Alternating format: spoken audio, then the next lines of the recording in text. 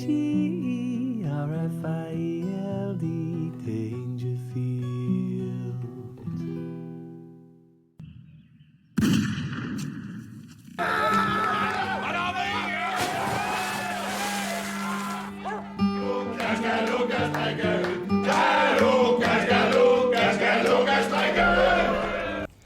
All right there. This is part of a review. Now you'll see why I say part of a review a bit later, and the lighting might be different from other parts of this review. It's a review of a 2012 movie, a Danish movie called Jagten, which in English means The Hunt. It was directed by Thomas Vinterberg and stars Mads Mikkelsen. Now the reason I said part of a review is because I haven't finished the movie. I'm about 20 minutes in, and I don't want to watch the rest of it. I mean, it's already amazing. The performances are completely convincing. The storytelling is effortless. The directing is what it needs to be. But it's a story about a schoolgirl, I'm guessing she's about 6, who lies that the Mads Mikkelsen character sexually abuses her. And I know from what I know about this film, from reading about it, hearing about it elsewhere, that it's a story of the local community, family, his own son from a divorce, being suspicious, not knowing whether he's lying, losing trust in him. Now, like I say, I'm 20 minutes into it, but these kind of films, they're hard. They're hard to watch. You know, I've had people make accusations about me on a very superficial kind of stupid level, and that stuff is dangerous. There's countless people been to prison. There's countless people had their lives ruined by accusations that were later proved to be lies.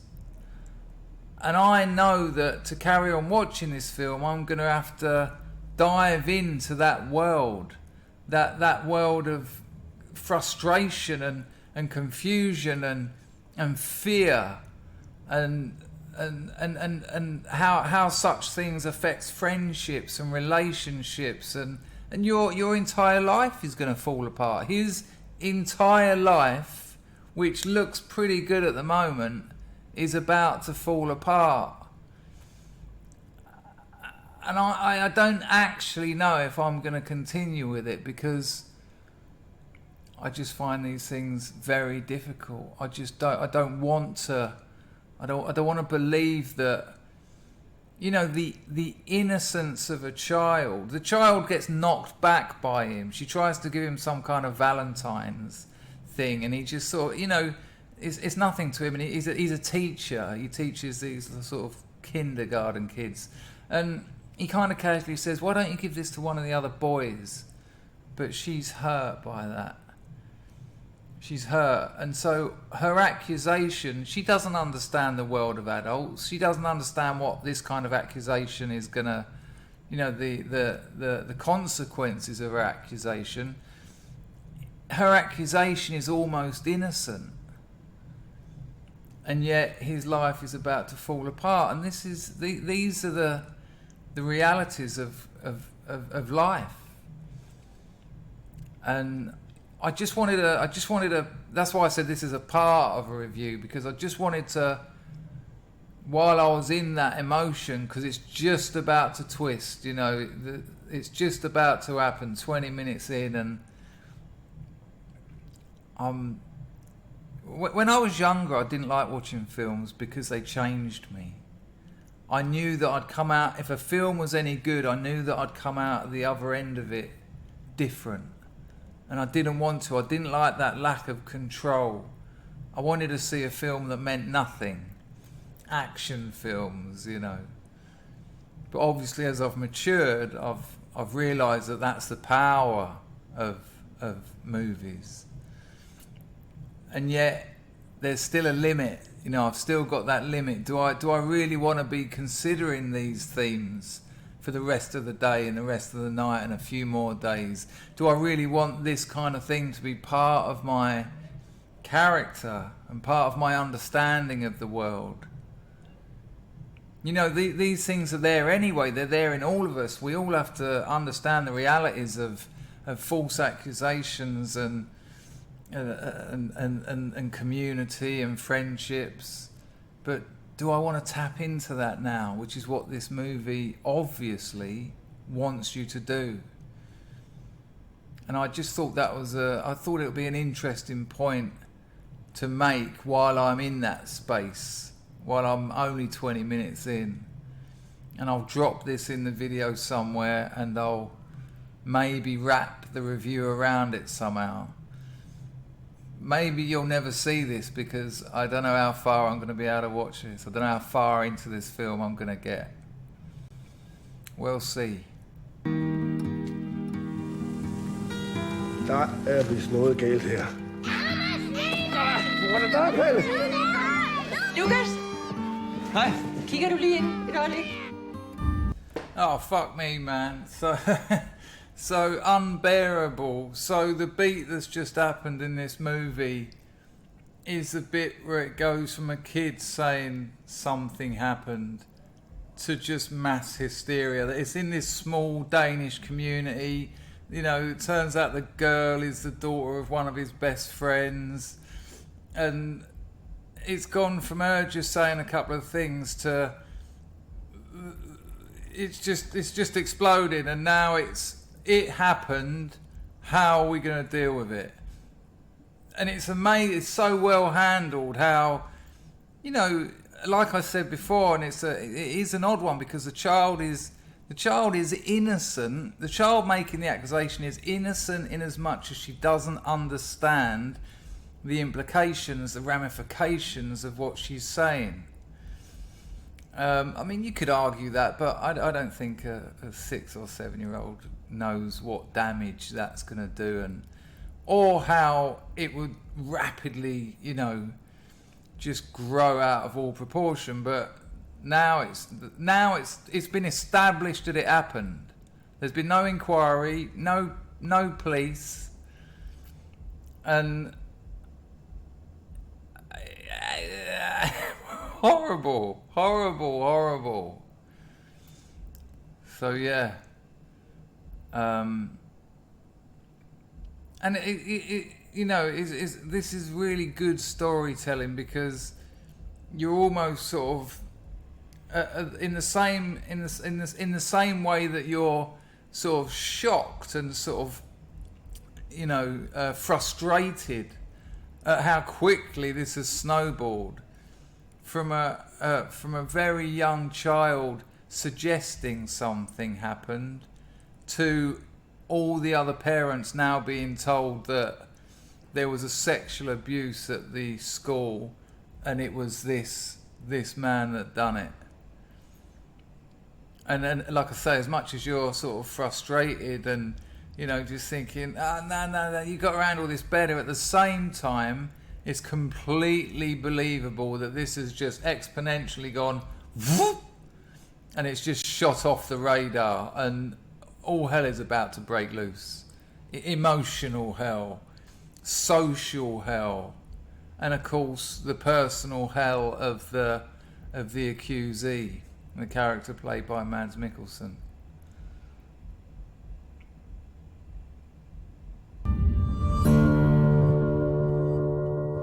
Hvad er det, der er sket?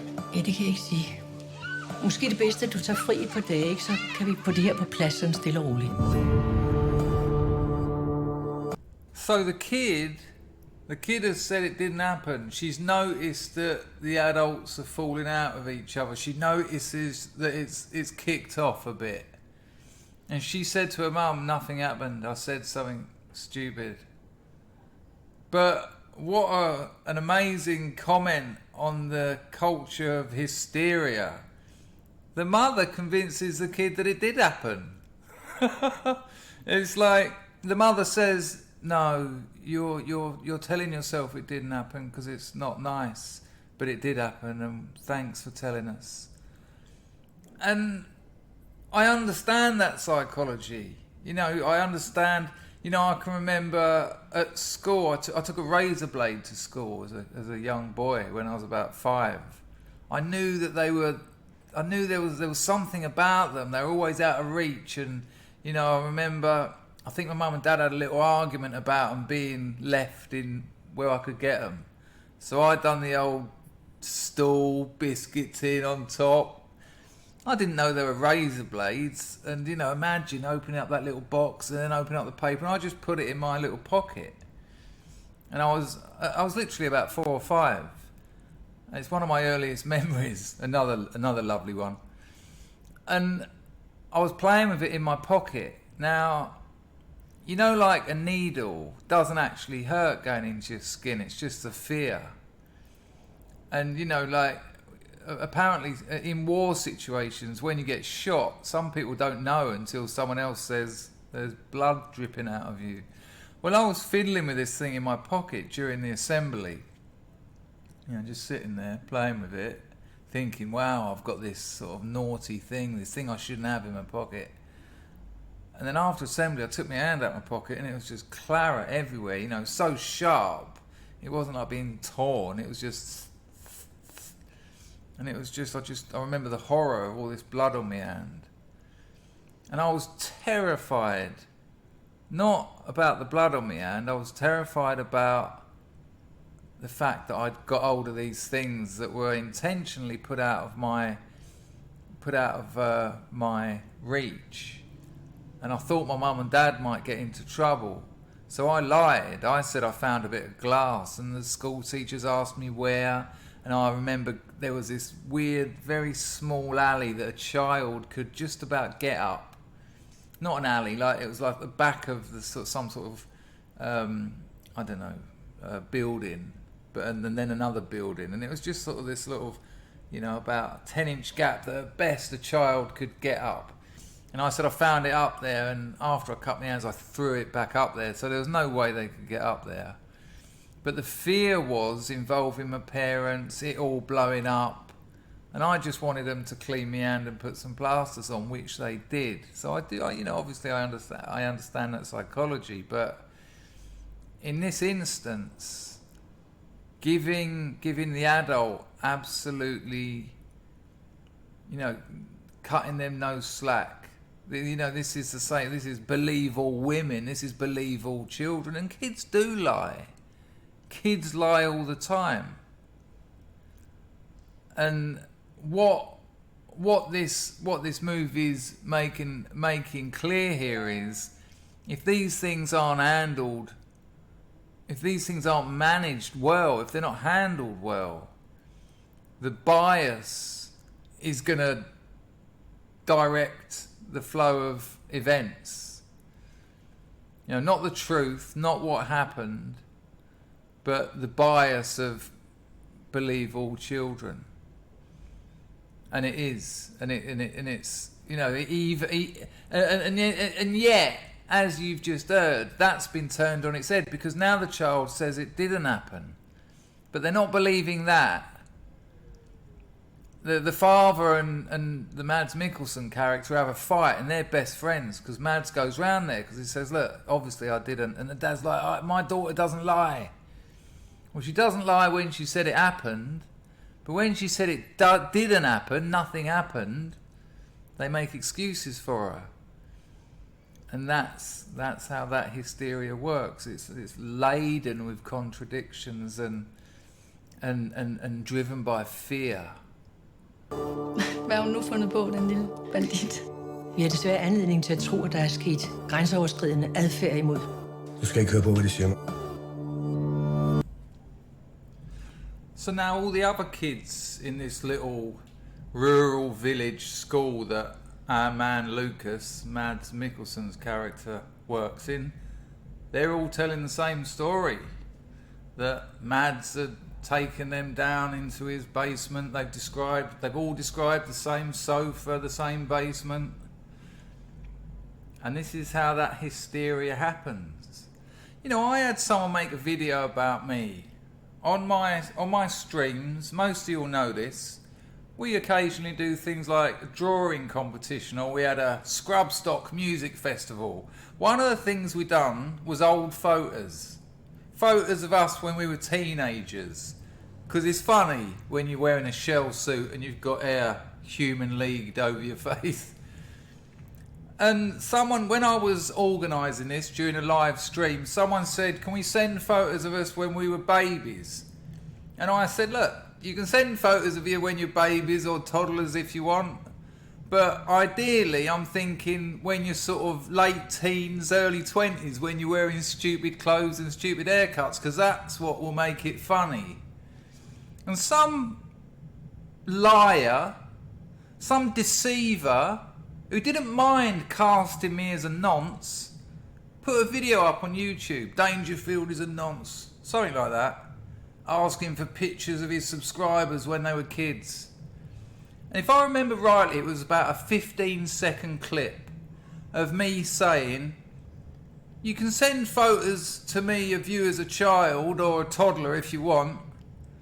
And then he put, that Dangerfield's asking for pictures of his subscribers when they were kids. Blatant lie. He knows that's a lie because he must have seen the context. But he just trimmed it to lie to his own subscribers. And the comments, you see how this hysteria happens. Oh, that's disgusting. Oh, what a horrible bloke. Oh, what would he want them for?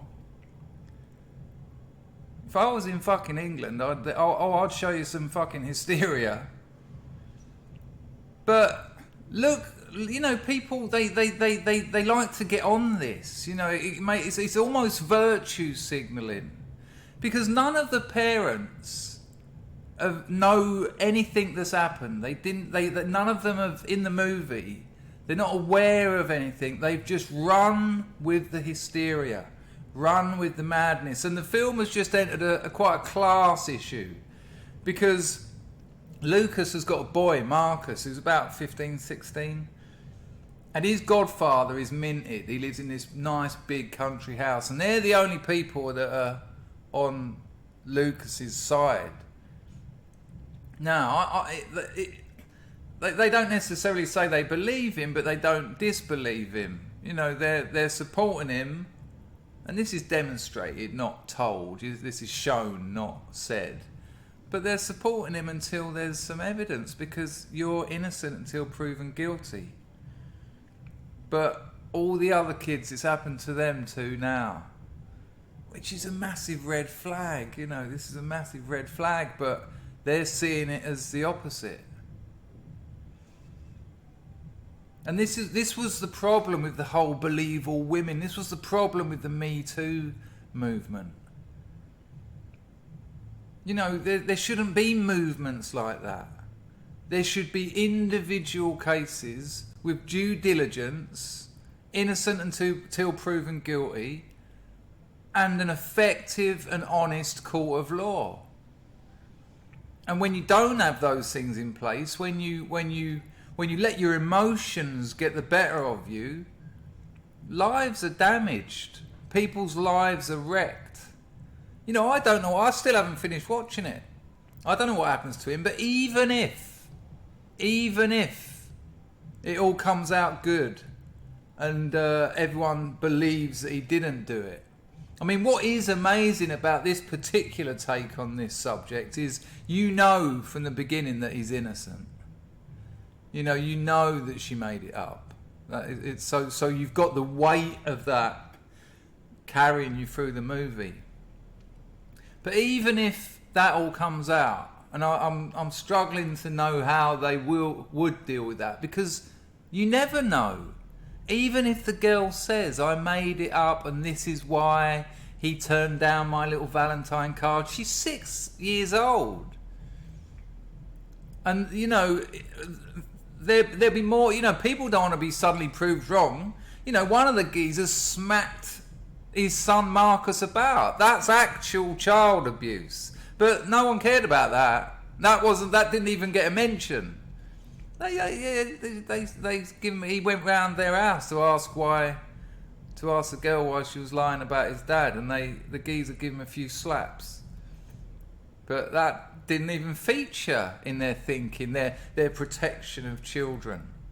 So even if this does somehow get resolved, that's part of his life then.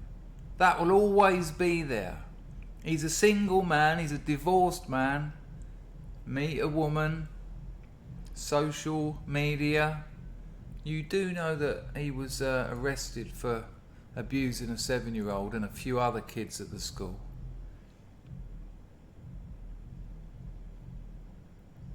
It's you know what the darkness of assumption is something that will affect the light of your life forever, which is why it should be treated with the delicacy it needs, the delicacy it deserves, for all people involved in these things. Jeg kender min lille pige, og hun lyver ikke. Så hvorfor skulle hun lyve nu? Hvad laver I her? Hvad sker der? Hjem igen, Lukas. Du kan ikke få noget her. Jeg har ret til at købe ind her. Jeg kan godt gå og se. When I said I didn't know if I was going to carry on watching this, I thought I knew what I was in for. But as I said to you, I've always had a kind of fear around movies. It's the same fear that as I matured that attracted me to them, that they have the ability to change me. And it's just got somewhere that it's now unbearable. I'm finding this unbearable. One of the things that has always riled me, made me angry, and I don't like getting angry, because when I get angry, I'm dominated by that emotion. And anger is like an umbrella. Anger is like an umbrella emotion that sort of protects you from getting to what's actually going on. And you respond to the anger rather than what it's hiding. And one thing that's always got me is injustice. You know, I had it at school. I saw it happening as a very young man. I was treated terribly at school. You know, I had a teacher threaten to kill me. Seriously, I was like 12. And he smacked me round the face. And he said, next time I'll forget my family, I'll forget my job, and I'll fucking kill you. Now, luckily, I had my mum and dad on side. And I knew I did. But I hated that stuff as a kid. There was a time when there was a party up on Fleet Estate. Just a crappy teenage party. We were all about 14, 15. And afterwards, there was this kid, and, you know, he clearly didn't have a lot of money. The Fleet Estate cunts, I haven't quite got rid of that resentment. The Fleet Estate cunts always thought they had a little bit more money than the rest of Dartford, probably because they did. Just a little bit more, but enough for them to think they were better than everyone. And this one kid clearly didn't have a lot of money. You know, they were all wearing their fake Lacoste t-shirts, which they thought put them above everyone else. And this kid was a bit fat, he was a bit ugly, and they just started spitting on him after the party, just for fun. And slapping him round the head, and I was just getting so angry just watching this. And I just burst, and I just called him out. Now, this isn't me being a hero. I was not hard at school at all. I'm not hard now. You know, I managed to work out quite quickly that you delegate that work to hard men. But then I just burst, and I can remember, I'll always remember it, I just called them all out, the lot of them, a big arc of them there were, like throwing things at him, spitting on him. And I was just like, you wankers, look at you, there's about 20 of you. I said, I'll fight any of you individually, I'll fight. And then I went, fuck it, I said, I'll fight all of you. But I was fuming, and I was like, come on, let's have it. And I went, and luckily, none of them went for it, because I think they saw that the rage in me was real. And, you know, you don't have to be necessarily big or hard. If you've got the rage in you, you can do damage. And they didn't, and I just said, look at you, cunts. And I walked him home. But I was fucking angry with him as well. As I walked him home, he went, thanks for looking after me. I just went, shut up. I mean, you can't let that sort of stuff happen. And I mentioned briefly in the last I don't know what you call it, chapter of this review, that there was this class issue happening, and the stepdad, the godfather, saw he lived in a nice big house, and they're the people that are cutting Lucas some slack. But now when he goes to the local shop, you know, they've just kicked the shit out of him, and I don't want to tell you too many details because I think you'd still get a lot out of the movie, but you know, this is all based on nothing. This is all came out of nowhere, and it's that injustice. You know, the man is being broken to pieces, every aspect of his life, and that is really tapping into that sense of injustice. And good film should do that. Good storytelling should do that. Not necessarily tap into injustice, but it should tap into things that you're uncomfortable with, or tap into things that you can identify with. Tap into things that you usually don't want to consider.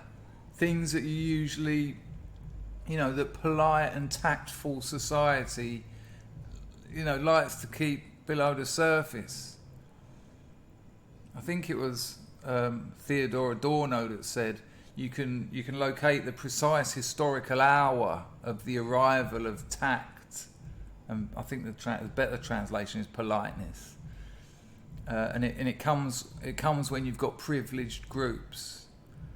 You know, when there's a class distinction, people start being polite. When there's something happening. When something happens that, when there's clearly a distinction, you don't mention it, you don't talk about it. And in this instance, it's the butcher, it's the people in the shop, the supermarket. The people who've suddenly got the upper hand. They're suddenly in the position of having privilege because he's lower than everyone now. He's fair game, and they jump on it. Because they've lived in a world where they're usually at the bottom. It's very, very effective storytelling. And if I didn't want to watch this movie when I was 20 minutes in, now I'm an hour and 20 in, I really don't want to watch it. And I'm concerned as a viewer, because I can't see him getting away with this. I can't see him getting out of it. I can't see his life ever being anywhere near what it once was. And if the film leaves me with that, and it could do, that's an injustice of life that I have to understand, that I have to accept. I don't want to accept that. I like to have hope that humans are better than their actions frequently demonstrate they're not. Min bedste vens datter, det ved du godt, ikke? Jeg tror på børnene, Lukas. Det har jeg altid gjort. Oh, thank fuck.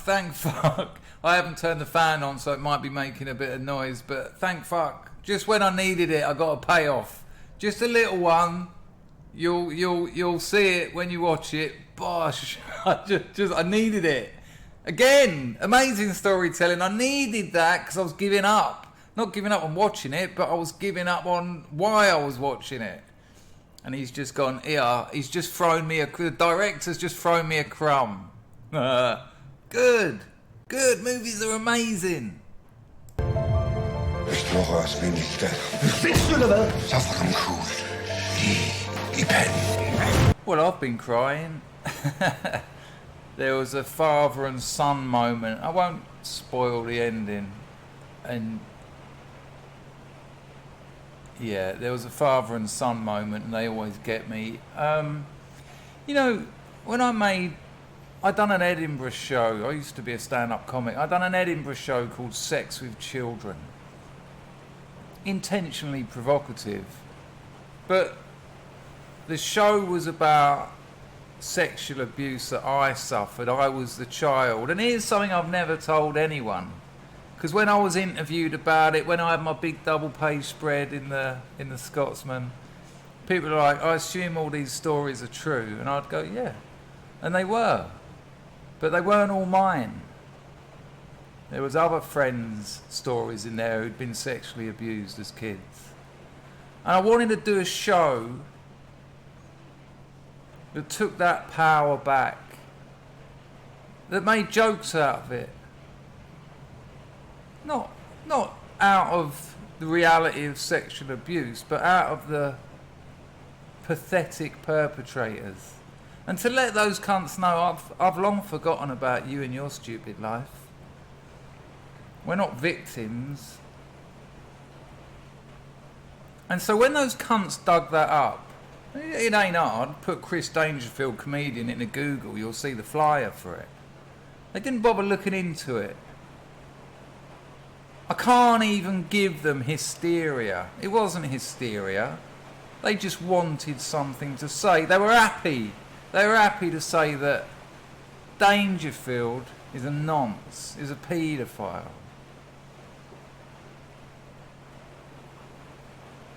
And that movie that I've just watched,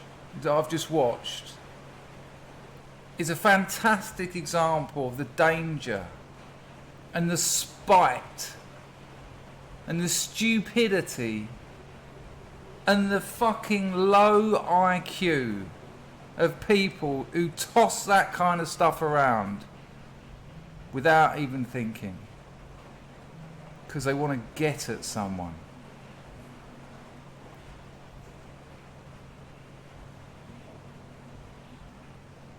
You have to watch that movie. Fantastic storytelling. It's honest, it's realistic, and it's unfortunate. And as much as I don't want to ruin it for you,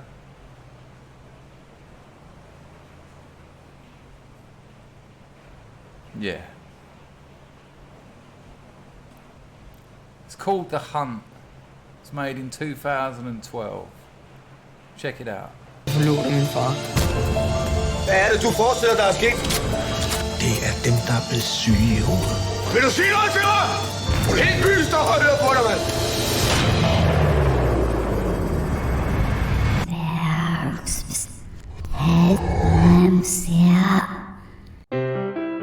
Non più tra i farfalloni amoroso, notte e giorno di torno girano, delle belle turbando al riposo, Narcisetto a dolcino d'amor.